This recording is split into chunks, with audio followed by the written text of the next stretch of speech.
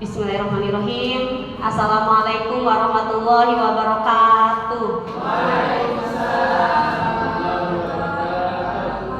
Yang terhormat Bapak Ibu Guru SMP Negeri 1 Pontang, sebelumnya saya mengucapkan banyak terima kasih atas waktunya sudah menyempatkan diri untuk menghadiri acara ini atau kegiatan ini.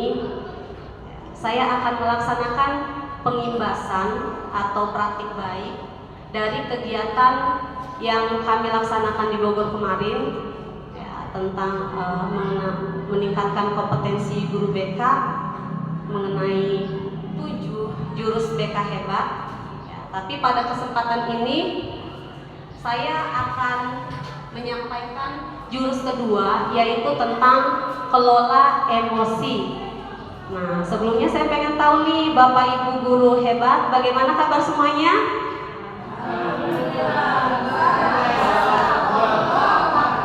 Alhamdulillah. Nah, sebelum kita ke apa sih kelola emosi itu, nanti saya akan menggunakan konsep ARKA. Ya, ARKA itu mencakup aktivitas, refleksi, konsep, dan aplikasi. Nah, sebelum kita ke tahapan tentang kelola emosi, saya akan melakukan yang tahapan pertama dulu. Sebelumnya saya akan membagikan kertas emosi, Bapak Ibu.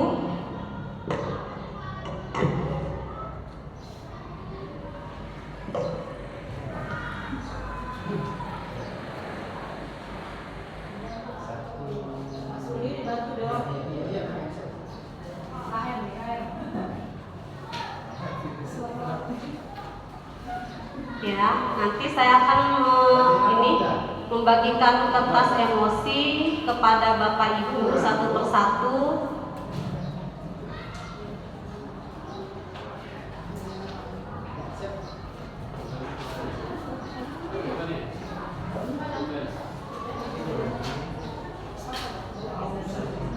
Tidak menulis dulu, nanti saya dulu. Nah, sebelum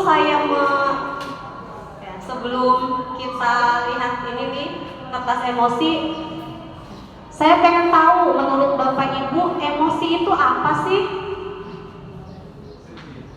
Sedih. Apalagi? Perasaan tidak enak atau tidak nyaman. Apalagi? Oh, marah terus. Kayaknya marah terus ya. Nah, sekarang saya akan membacakan sebuah kisah. Ya, nanti Bapak Ibu anggap kertas itu sebagai bentuk perasaan Bapak Ibu. Ya, jadi nanti kalau misalnya Bapak Ibu kesal, boleh kertasnya itu diremes.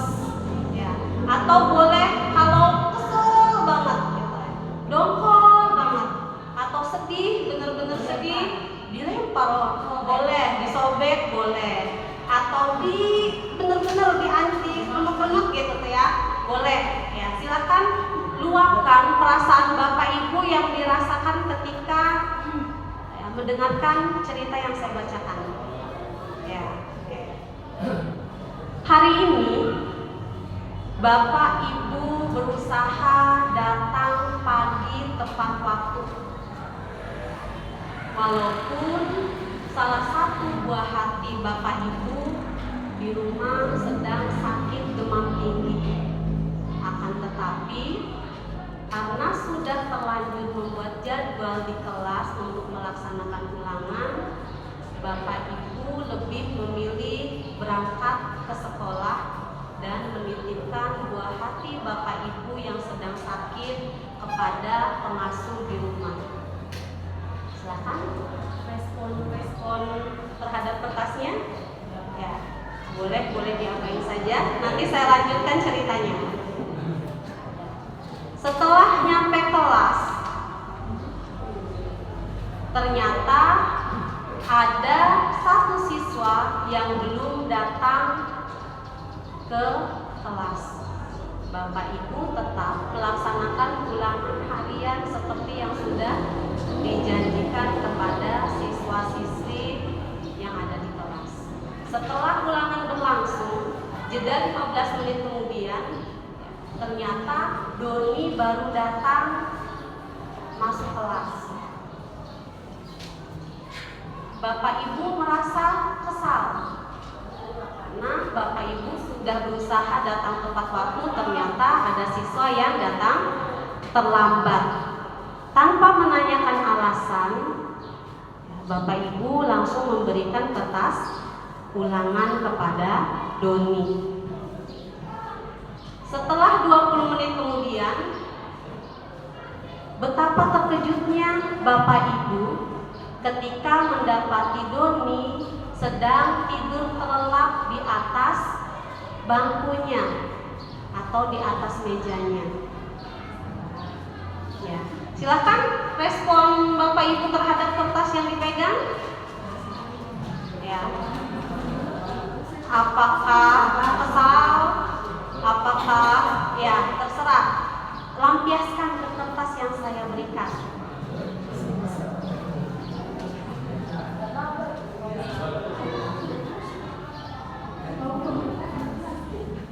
Ya, setelah ulangan selesai, ketika Bapak Ibu mau mengoreksi, Doni tiba-tiba terkejut karena mendengar suara panggilan temannya. Bapak Ibu tetap menjelaskan proses penilaian atau koreksi di dalam kelas. 10 menit kemudian, tiba-tiba ada datang seorang laki-laki yang mengaku pamannya Doni. Beliau menjelaskan bahwa semalam Doni menggantikan ibunya menjaga ayahnya di rumah sakit yang sedang sakit parah karena ibunya sedang hamil besar. Sehingga Doni datang ke sekolah terlambat.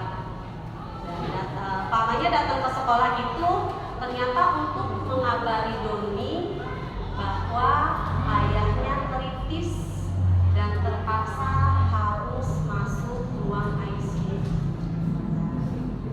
Yang lebih mengejutkannya lagi, ternyata ayahnya Doni meninggal dunia. Sekian cerita dari saya. Silakan respon Bapak Ibu terhadap kertas yang dipegang. Oh, Miss Devi malah bentuknya pesawat ya. Membuat harapan. Iya. Saya juga sedih ya. Oke. If us, ya.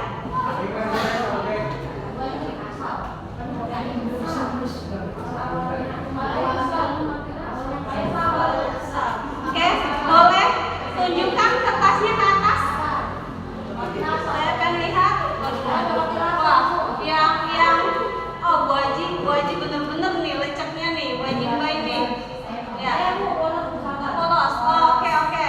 Mana dulu? Bu Haji baik dulu deh. Saya pengen tahu. Maaf. Ya, kenapa kertasnya bisa sampai sekucel ini ya? Ada lagi yang lebih?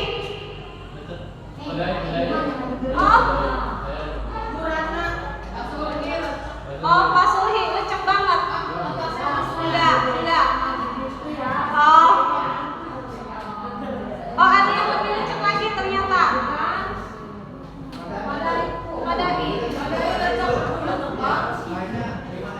Iya, oke. Saya pengen tahu dari penjelasan Pak Dai dulu. Kenapa kertasnya sampai di titik berapa ini? Lipat banyak banget ya. Bisa jelaskan kenapa Bapak? Kesal Bu, kesal dan sedih karena bapak gurunya itu telat harus menjaga istrinya yang hamil seharusnya, tapi istri yang hamil anaknya yang sakit, terus datang ke sekolah melihat muridnya seperti itu, dan ternyata muridnya bapaknya sudah meninggal. Terima kasih Pak Dai, luar biasa ya penjelasannya ya. Sekarang saya pengen, tadi ada yang sampai bikin pesawat. Boleh Miss Eni jelaskan? Miss Dokter. Diawali dengan kekesalan yang ditahan sambil dilipet, oke, sabar. Kemudian kejadian berikutnya, oke, sabar. Ditahan, ditahan. Kemudian datanglah kabar duka. Kesabaran tadi ternyata, kekesalan tadi ternyata berubah menjadi kesedihan. Jadi sepertinya kertas ini mulai dari kesabaran yang ditahan, dilipat sedikit, lipat lagi sedikit, iya. Terus apa lagi nih? Kejadian apa lagi nih? Tadi udah di rumah, ganti di sekolah, lanjut lagi, ternyata endingnya sedih. Kok ternyata jadi kapal, mungkin harapannya pupus diterbangkan. Masya Allah, boleh tepuk tangan ya, mohon maaf, hanya dua saja yang ditanyakan ya. Terima kasih banyak Bapak Ibu, tadi sudah respon ya, sudah merespon terhadap kertas emosi. Padahal yang awalnya kertas yang saya berikan itu mulus ya, mulus tanpa ada lipatan sama sekali. Begitu juga dengan perasaan kita Bapak Ibu. Ternyata emosi yang kita alami sebagai manusia itu bukan hanya perasaan marah atau sedih. Karena apa? Iya, emosi itu ternyata banyak. Ya, emosi itu ternyata banyak Bapak Ibu. Dan ada dua jenis emosi. Ada emosi positif dan emosi negatif. Dan ternyata emosi itu, emosi dasar itu ada 6. Ya, seperti ini ya, dilihat di papan cuaca emosi. Ya, ini yang ada di ini ya, ada di ruang BK. Jadi setiap kali anak yang masuk ruang BK sebelum mendapatkan layanan bimbingan itu pasti akan menempelkan pop-it ini kertas ya. Nanti setelah melaksanakan layanan bimbingan, selesainya tuh nanti dikasih post-it lagi gitu. Nah, turunan dari jenis-jenis dari 6 dasar emosi dasar itu apa saja? Ada marah, ya, bahagia, apalagi Bapak Ibu, ada takut, ya, ada sedih. Itu ternyata emosi dasarnya itu hanya ada 6 saja. Ada bahagia, ada rasa jijik, ada rasa sedih, ada rasa takut, ya, terus ada rasa terkejut ya, dan penuh harapan. Jadi kalau misalnya masih bingung sedih itu apa saja sih? Gitu. Kan ada yang bimbang, ada yang merasa was-was. Nah, bahagia juga bukan cuma satu dasarnya saja, itu ada turunan-turunannya. Ya, ada rasa syukur, apalagi Bapak Ibu yang termasuk bahagia, rasa ikhlas, ya, bahagia ya. Ya, itu jenis-jenisnya ya. Nah, di sini apa sih kelola emosi itu Bapak Ibu? Ya, tadi kita sudah melakukan tahapan yang kedua, ya, refleksinya sudah tadi. Sekarang kita masuk ke tahapan ketiga, yaitu konsep.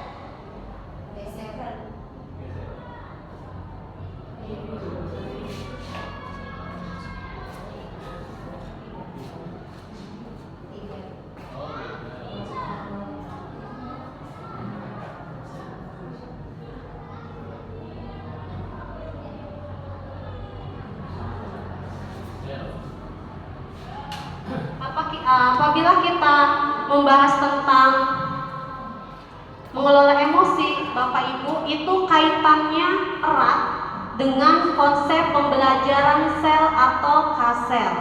Apa sih konsep pembelajaran sel itu? Sel itu social emotional learning. Ya, bisa dilihat di layar samping saya, Bapak Ibu.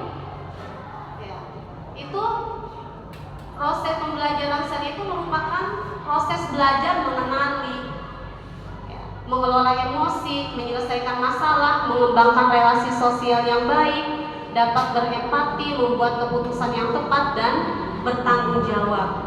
Dalam proses pembelajaran K-sel ini, Bapak Ibu,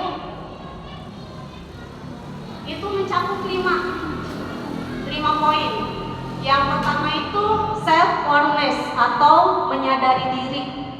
Ya, jadi kita mempunyai kemampuan untuk mengenali nih, ya, oh ternyata saya kesel itu karena sedih. Oh ternyata saya tadi menangis itu bukan karena sedih, tapi saking bahagianya misalnya. Ya, karena ternyata air mata menetes itu bukan hanya ketika sedih ya. Pernah nggak Bapak Ibu merasakan saking bahagianya, saking bersyukurnya ya, tiba-tiba malah meneteskan air mata? Pernah tidak Bapak Ibu? Pernah ya, kayaknya hampir semua orang pernah merasakan saking bahagianya, saking bersyukurnya tanpa terasa ya sampai meneteskan air mata gitu. Jadi contohnya apa? Oh saya bisa mengenali emosi yang saya rasakan. Terus, oh ini saya lagi senang, ini saya lagi sedih, saya lagi khawatir nih. Terus poin yang kedua apa? Self management atau mengelola diri. Jadi di tahapan ini Bapak Ibu, ya kita memiliki kemampuan untuk mengatur emosi. Jadi tadi kan sudah kenal kita, sudah mengenali oh saya sekarang lagi sedih. Nah sekarang kemampuan mengatur emosinya itu, kalau saya sedih harusnya saya gimana nih? Karena kita harus sadar apapun emosi yang kita rasakan, ya itu akan mempengaruhi perilaku dan ya, pemikiran dan perilaku kita. Dan itu juga akan mempengaruhi kita dalam merespon terhadap situasi yang berbeda. Contohnya, kalau yang tahap kedua ini, oh saya tahu caranya untuk menenangkan diri saya saat marah seperti apa, ketika saya ketakutan seperti apa, ketika saya khawatir seperti apa, gitu. Ya, tahap yang ketiga Bapak Ibu itu responsible decision making. Bener nggak nih kalau bahasa Inggris penyebutannya ya? Nah, apa itu? Mengambil keputusan yang bertanggung jawab. Jadi kita memiliki kemampuan untuk membuat pilihan yang tepat dan konstruktif pada situasi tertentu. Jadi misalnya nih kita dalam situasi lagi marah dalam menghadapi perilaku peserta didik di dalam kelas misalnya. Ya. Apa nih yang harus kita lakukan? Seperti tadi cerita yang saya bacakan di depan Bapak Ibu. Jadi alangkah baiknya ketika kita menemukan peserta didik ya, yang membuat kita jadi marah, kesal dengan perilakunya yang variatif ya Bapak Ibu, alangkah baiknya kita harus memahami dulu, mencari tahu latar belakangnya apa. Kenapa anak itu maaf bisa nakal? Karena sebenarnya kalau dalam BK ya, peserta didik itu tidak ada yang nakal Bapak Ibu. Mereka itu merupakan pribadi yang unik. Kenapa saya bilang mereka merupakan pribadi yang unik? Karena antara peserta didik yang satu dengan yang lainnya tidak bisa disamakan. Jangankan mereka yang berasal dari rahim yang berbeda, orang tua yang berbeda, latar belakang keluarga dan masyarakat yang berbeda, anak kembar saja ya, yang berasal dari rahim satu rahim yang sama, itu memiliki perilaku atau watak yang berbeda. Karena saya punya teman waktu SD anak kembar kembar itu benar-benar beda banget Bapak Ibu. Yang satu pendiam banget, ya. Yang satu itu cerewet, pemarah. Ya. Tapi ini ya lucunya gitu loh. Kalau misalnya yang satu tuh sakit perut nih pulang, iya benar Bu Ang. Ternyata yang satunya jeda 5 menit ya, itu langsung muntah-muntah. Katanya perutnya sakit banget. Ya mungkin itu ya karena apa sih itu anak pembantu gitu tuh uniknya. Tapi tadi saya bilang ya sebenarnya peserta didik itu tidak ada yang nakal, mereka unik dengan kepribadiannya masing-masing. Mereka hanya terpengaruh oleh lingkungan luar dan lingkungan teman sebaya. Ketika kita menghadapi nih perilaku anak yang tidak sesuai dengan harapan kita, alangkah baiknya jangan langsung dihakimi, jangan langsung dibentak. Ya, karena mohon maaf Bapak Ibu, ya perlu kita ketahui semua. Ini saya mohon maaf ya, tidak ada maksud sama sekali untuk menggurui. Kita hanya sebatas sharing saja, karena saya juga sama masih belajar. Ya. Perlu Bapak Ibu ketahui, kita semua ketahui, ketika kita membentak peserta didik, itu ada ribuan dendrit yang langsung terputus. Dendrit itu apa? Itu serabut yang ada di otak yang saling berhubungan.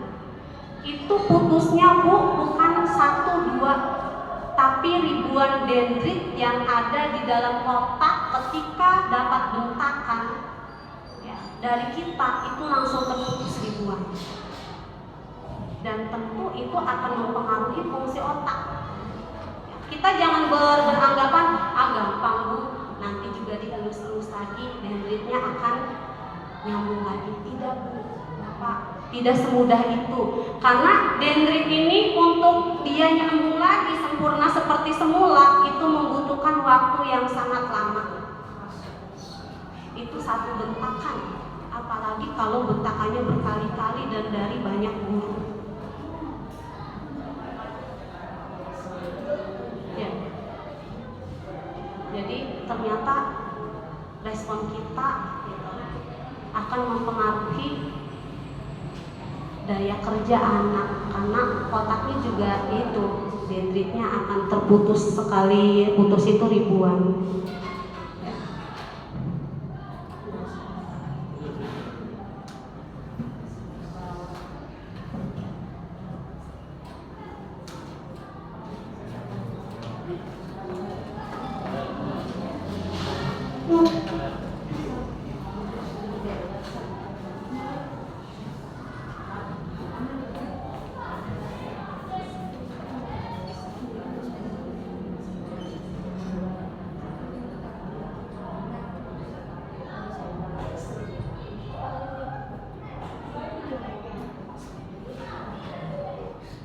Bapak Ibu, kita perhatikan dulu video ini. Rudi, sebagai mahasiswa baru, Rudi masih menikmati suasana baru. Di hari yang indah, pagi yang cerah, Rudi jalan ke kampus dengan sumringah. Tiba-tiba ada motor lewat bilangan air dan menciprat Rudi. Pagi yang cerah jadi penuh amarah. Untung ada WA.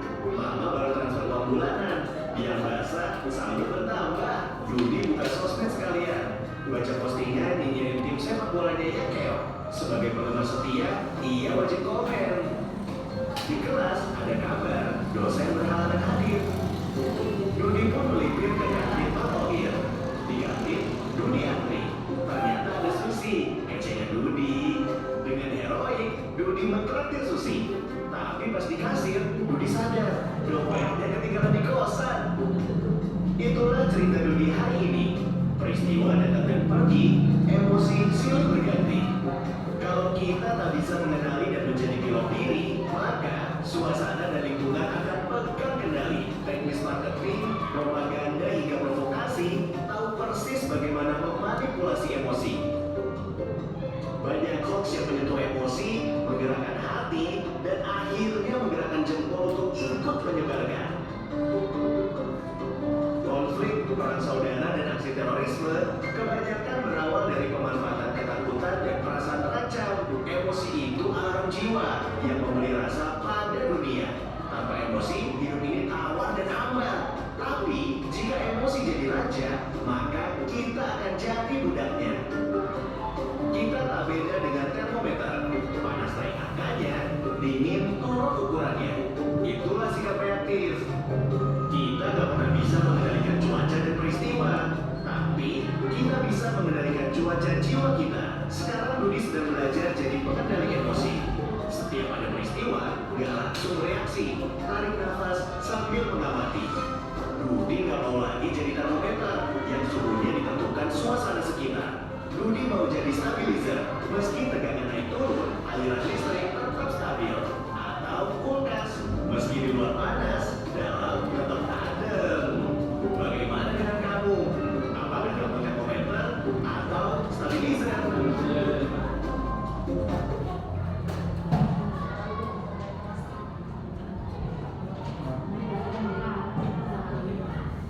Ya, Bapak Ibu sudah melihat video.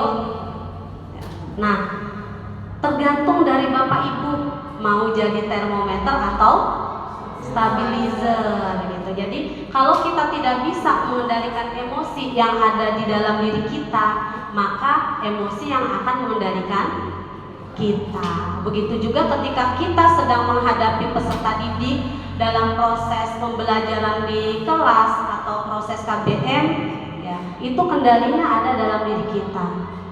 Ini yang keempat, relationship skill atau terampil berrelasi.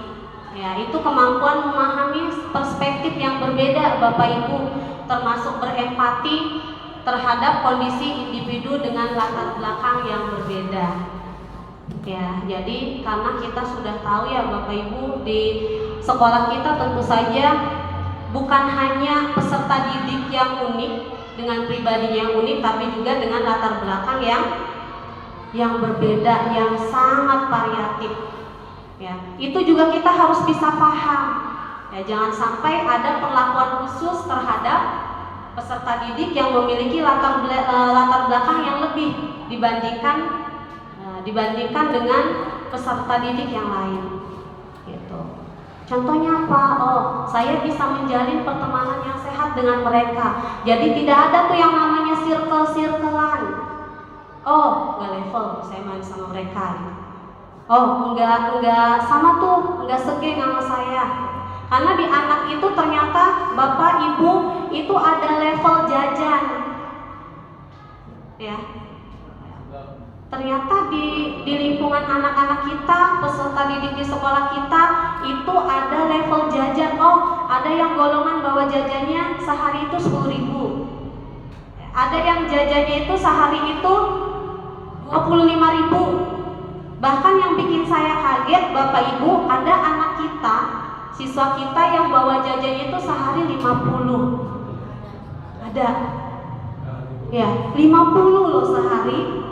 Ya, kalau misalnya kita kalkulasikan dalam sebulan, misalnya kita hari aktifnya 5 hari karena full day ya, itu udah berapa? 2 juta. Ya, hanya untuk jajan saja. Tapi katanya kalau di rumah itu dikasih lagi jajannya. Ya, ini kadang kalau anak itu tidak bisa bijak menyikapi ini gitu tuh. Itu terkadang ada kesenjangan sosial Bapak Ibu di dalam kelas itu. Karena apa? Yang suka ngeraktir ya, itu malah yang diunggulkan, yang dihormati.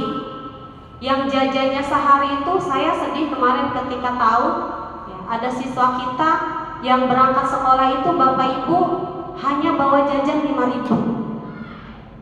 Untuk naik angkot pulang pergi itu 4.000. Dia jajan sehari hanya 1.000 untuk beli es. Ya, pantesan ini anak, kata saya, nggak suka lihat lewatnya gitu tuh, nggak seperti anak-anak yang lain. Karena dia berpikir saya sudah bisa sekolah aja Bu, sudah alhamdulillah. Ya, saya pikir selama ini sebelum mohon maaf, sebelum ada MBG gimana jajannya? Ya, ternyata bawa bekal dari rumah, entah itu nasi dengan mie goreng, entah itu nasi dengan telur dadar gitu. Pokoknya dari rumah itu bawa nasi. Ya, nah ini nih kesenjangan. Kalau misalnya anak tidak bisa terampil berelasi, Bapak Ibu, ya, tidak bisa terampil berelasi, ini akan ada kesenjangan antara mereka. Tapi kalau anak yang mempunyai skill relationship skill, keterampilan berelasi, mereka akan merangkul teman-temannya yang bawa jajannya sedikit. Itu saya perhatikan ada anak yang tiba-tiba beliin makanan, beliin minuman, terus lapor ke saya, Bu, kalau misalnya saya ngasih jajan ke temen, terus dianya nggak mau nerima, dosa nggak? Dan ternyata maksud temennya ini, Bu, itu untuk berbagi karena pengen jajan bareng-bareng. Nah, itu anak yang memiliki kemampuan terampil berelasi. Ya, begitu juga dengan kita. Kita harus bisa menyampaikan itu kepada anak tentang terampil berelasi. Yang kelima, Bapak Ibu, itu social awareness atau peduli sosial. Ya, itu kemampuan menjalin dan mempertahankan hubungan atau relasi yang sehat dan efektif dengan individu dari latar belakang yang berbeda. Kalau yang pertama itu ya, berempati, memahami perspektifnya. Kalau yang ini mempertahankan, Bapak Ibu, mempertahankan relasi yang sehat atau efektif. Contohnya apa? Saya peduli dan bisa belajar dan selaras dengan norma dan sopan santun yang berlaku. Jadi apapun ketika kita memiliki pemahaman tentang sel ini, apapun perilaku yang dilakukan oleh anak itu tidak akan menyimpang dari norma atau sopan santun yang berlaku. Bapak Ibu, perlu kita ketahui ya, kenapa sih kita sebagai peserta didik atau sebagai kita ini merupakan agen perubahan, Bapak Ibu ya. Kita itu merupakan agen perubahan karena kita menyiapkan generasi penerus untuk masa depan bangsa kita. Kenapa di sini kita sebagai peserta, pendidik harus mempelajari atau memahami tentang sel. Nih, ini menurut Nopik Kres dan Elias, ini ada 3 alasan. Ini 3 alasan Bapak Ibu kita harus mempelajari pembelajaran sel. Yang pertama itu kepedulian atau caring relationship. Kenapa kita perlu mempelajari tentang sel atau K-sel? Karena sebuah hubungan antara kita sebagai pendidik dengan peserta didik, Bapak Ibu, itu sangat penting. Ketika hubungan itu terjalin dengan baik karena adanya kepedulian, maka itu akan membuat peserta didik itu bisa berekspresi, bisa bereksplorasi, ya, berani bertanya, berani berpendapat, ya, bahkan mereka bisa mengekspresikan diri karena merasa nyaman ketika melaksanakan pembelajaran atau melaksanakan KBM bersama kita di kelas. Karena kalau kita menunjukkan kepedulian. Ya. Yang kedua, alasannya itu apa? Karena emosi itu sangat mempengaruhi suasana belajar, Bapak Ibu. Ya, beda loh. Ketika anak itu datang, disambut kitanya misalnya udah kesel dari rumah. Kita memiliki emosi itu wajar ya Bapak Ibu ya, karena manusiawi. Ya, tapi ketika kita sudah memasuki ke lingkungan sekolah, berhadapan dengan peserta didik, ya, nah di situ kita harus bisa mengelola emosi kita itu dengan baik. Karena ketika kita merespon sikap kita terhadap anak, misal kita kesel dari rumah, dibawa-bawa ke kelas, dibawa-bawa ke sekolah ketika kita sedang melaksanakan pembelajaran.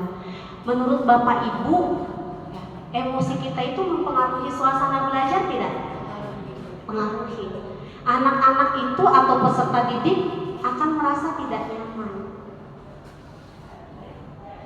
Beda halnya apabila kita, ya, ketika datang ke kelas dengan wajah bersinar, wajah sumringah gitu ya Bapak Ibu ya, dengan wajah yang terlihat ceria, kita hangat ke anak, itu anak akan merasa nyaman ketika melakukan pembelajaran di kelas ya, karena sekali lagi emosi itu sangat mempengaruhi suasana belajar. Nah, karena apa nih? Situasi yang menyenangkan, merasakan lingkungan kelas yang menyenangkan dan kondusif itu akan cenderung bisa dinikmati oleh peserta didik. Nah, yang ketiga, alasannya apa kita harus memahami pembelajaran KASEL, konsep KASEL. Nah, tujuan yang ingin dicapai dan pemecahan masalah. Nanti kita akan bisa Bapak Ibu mengarahkan peserta didik untuk mencapai tujuan yang tepat sesuai pembelajaran.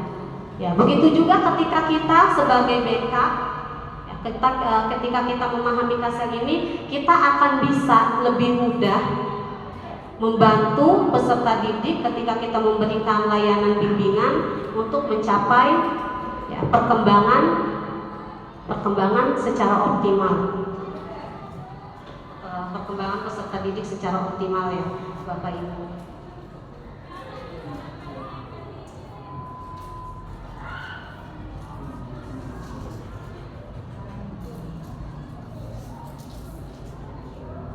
Bapak Ibu, ketika kita tadi emosi atau marah atau kesal karena perilaku siswa yang tidak sesuai dengan kita, Bapak Ibu, ya, kita bisa melakukannya dengan menjeda.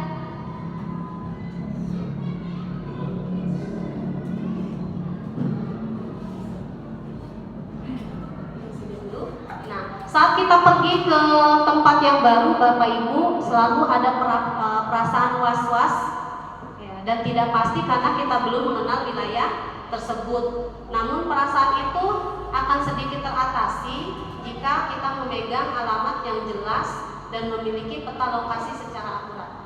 Benar tidak Pak, Bu? Ya, begitu juga dengan perasaan kita.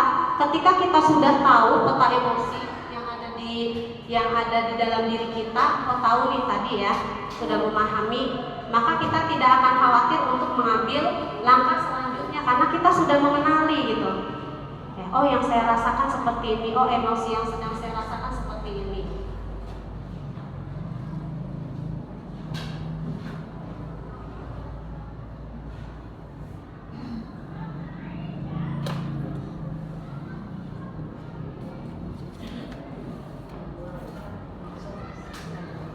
Lihat Bapak Ibu, nah, jika otak reptil itu kita simbolkan dengan dinosaurus, maka saat kita marah-marah, sebetulnya kita itu sedang dikendalikan oleh dinosaurus.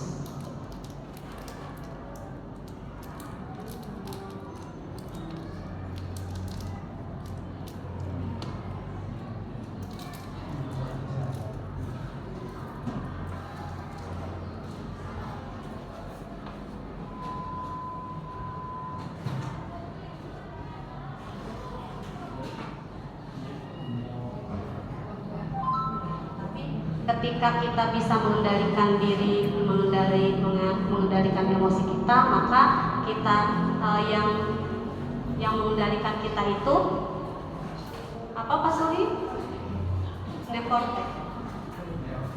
Ya, berarti yang mengendalikan kita itu akal kita, neokortex kita. Nah, Bapak Ibu, biasanya nih ketika kita sedang emosi, alangkah baiknya sebelum kita mengambil respon, kita jeda dulu. Ya, berhenti. Misal kita kesel nih, kayak kesel. Biasanya bapak ibu ngapain dulu tuh? Ngapain dulu biasanya? Hah? Megegeg. Kata Bu Jumbai, megegeg. Kata Bu Suleha, menenangkan diri. Ya, ditinggal aja lah gitu tuh ya. Ya, jajan bakso. Tidur dulu. Iya, benar ya. Bagus ya. Bu Im, tepuk tangan buat Bu Im. Ya.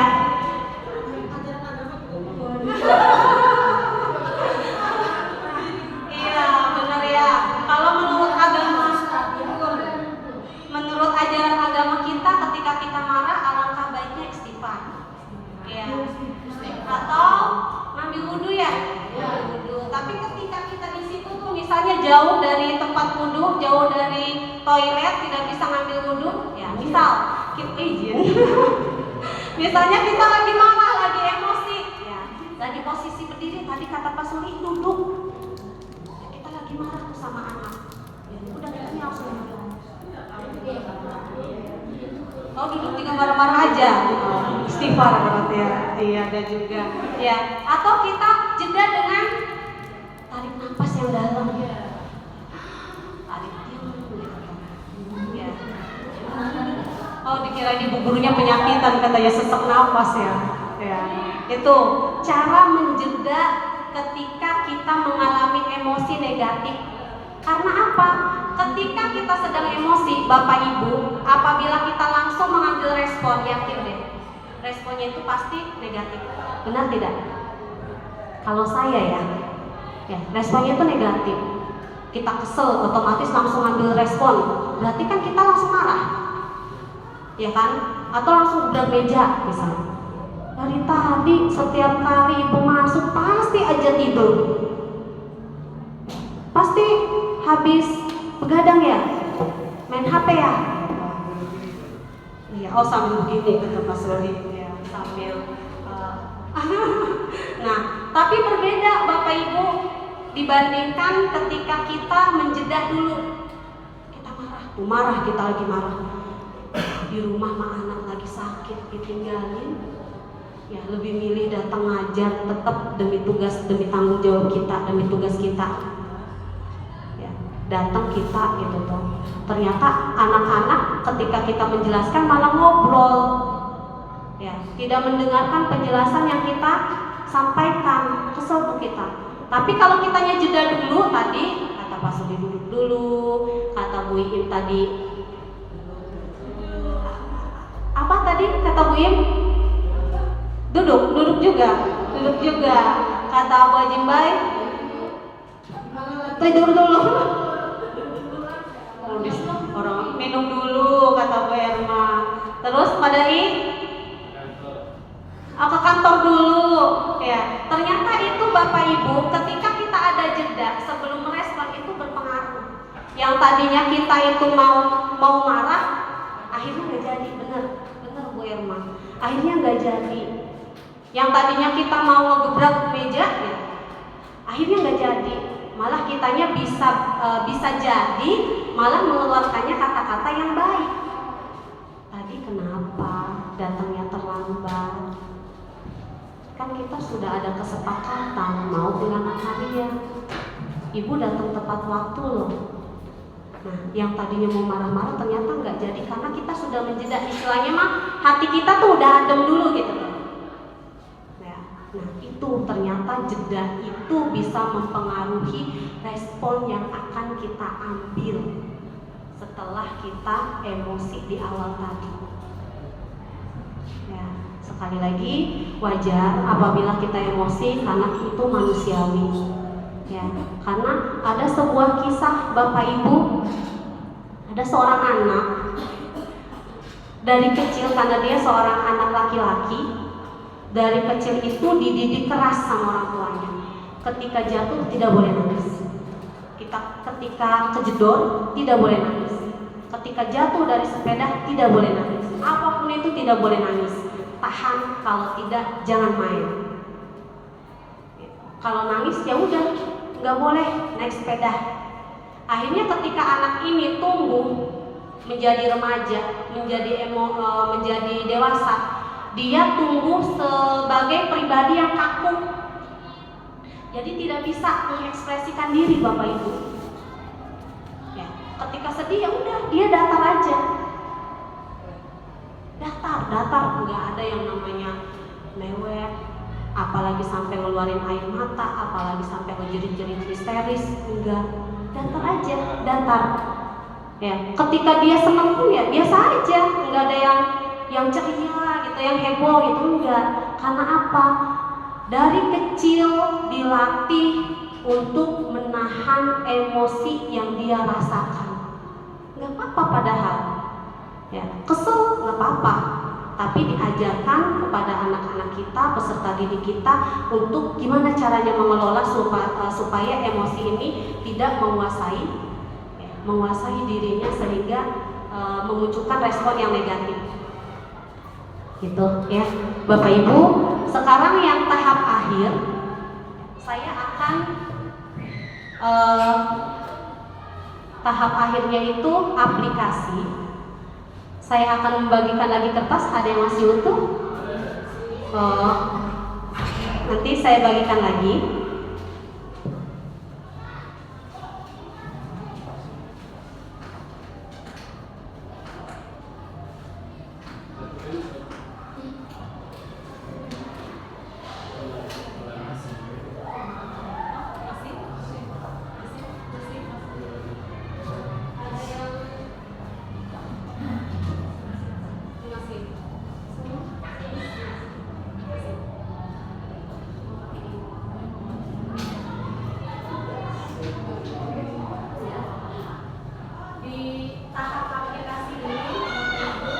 Aplikasi ini saya ingin tahu, ya, silakan nanti ditulis sama Bapak Ibu di situ.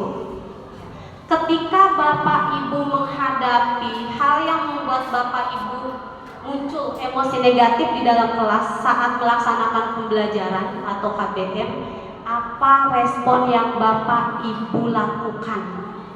Silakan ditulis di kertas. Ya, ketika kita menemukan hal yang membuat kita emosi di kelas, ya, perilaku anak yang tidak sesuai dengan harapan kita, yang membuat kita tuh jadi emosi ke arah yang negatif ya. Nah, respon Bapak Ibu tuh seperti apa? Saya pengen tahu.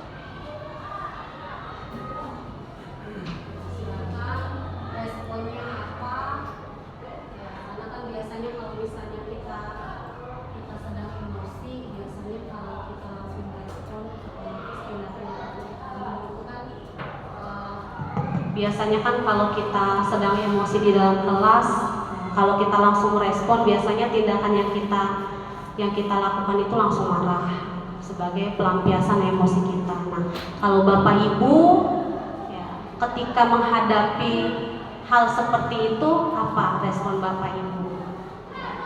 Bebas ya, sesuai dengan respon Bapak Ibu.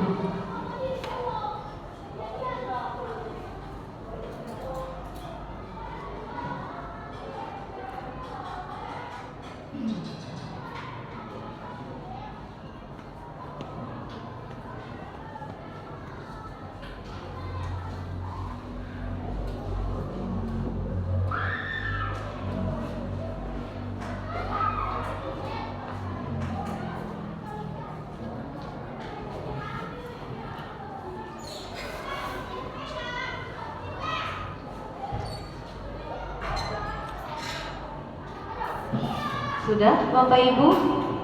Sudah. Saya ingin tahu ya, Bu Anis deh.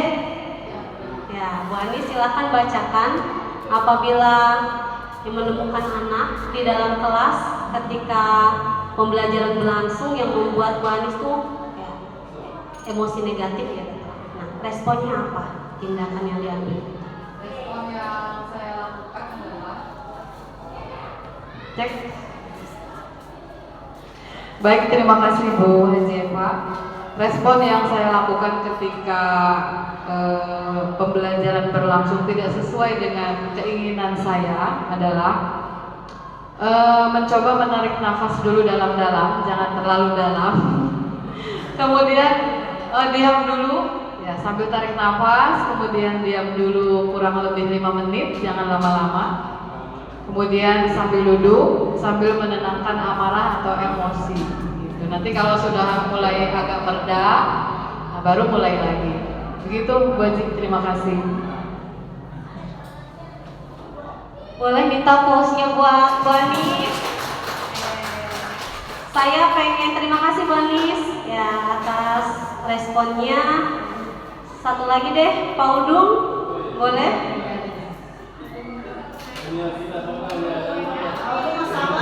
Nah, ketika oh iya Pak Udung masuk bersabar ya. Iya, berarti enggak iya benar-benar. Selama saya bertugas di sini belum pernah iya melihat Pak Udung marah benar. Ya pada Oke. Respon saya karena diskusi dengan senior Pak Udung, yaitu yang pertama tarik tambang untuk menghadirkan emosi.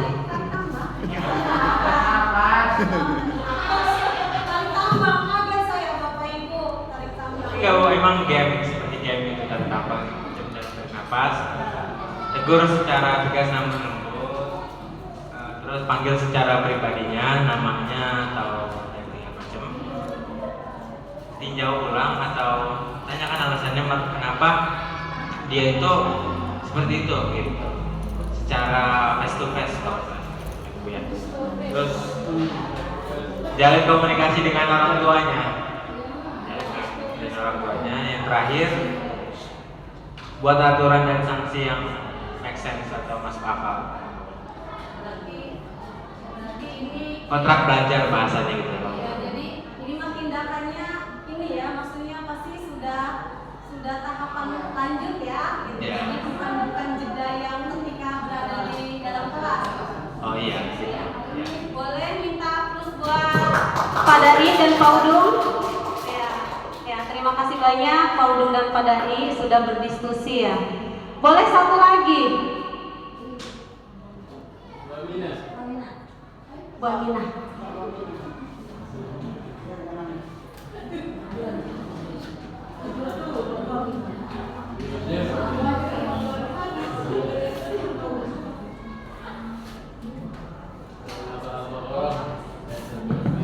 Ya, terima kasih Bu Haji memberi kesempatan. Enggak langsung aja. Kalau kita merespon di kelas lihat anak yang menimbulkan emosi emang baper sih ya.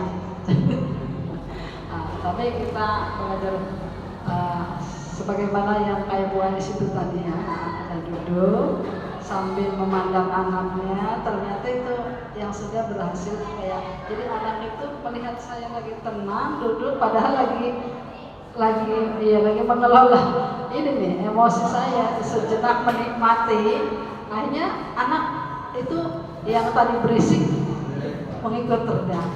Ya, itu dengan duduk tenang sambil dipandang anak-anaknya itu ya dengan serentaknya dan skala-kala itu jadi udah sip gitu kondusif. Ternyata Langsung iya. diem sendiri ya Bu ya, karena Iya, melihat kalau ibu sedang kayak gitu. Padahal saya udah banyak bicara kalau gitu. Gak marahnya diam, marahnya diam. diam marah. Betul, saya tuh nggak lama-lama aja tarik nafas jangan panjang-panjang atau kepanjangan. Boleh minta terus yang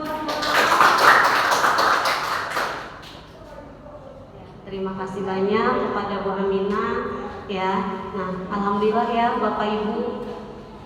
Ternyata Bapak Ibu yakin lah ya sudah memiliki kemampuan yang luar biasa ketika menghadapi anak yang menimbulkan emosi negatif terhadap diri kita, ya sudah kemampuan mengelola emosinya sudah luar biasa, saya yakin, karena seorang pendidik atau agen perubahan itu memang benar-benar luar biasa, ya.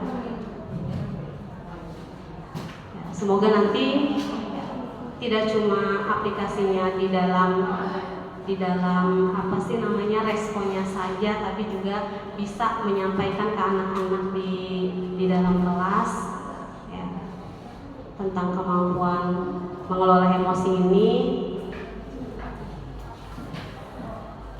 Cukup sekian Bapak Ibu, ya, kurang dan yang saya sampaikan, kurang dan lebihnya saya mohon maaf. Ya. Akhirul kalam, semoga apa yang saya sampaikan ya Bapak Ibu, mohon maaf, apa yang saya sampaikan dapat bermanfaat, ya, lebih lagi, dan sama-sama belajar, menggali lagi, lebih dan lebih lagi. Ya. Terima kasih sekali lagi atas waktunya. Kurang dan lebihnya saya mohon maaf. Akhirul kalam. Wassalamualaikum warahmatullahi wabarakatuh.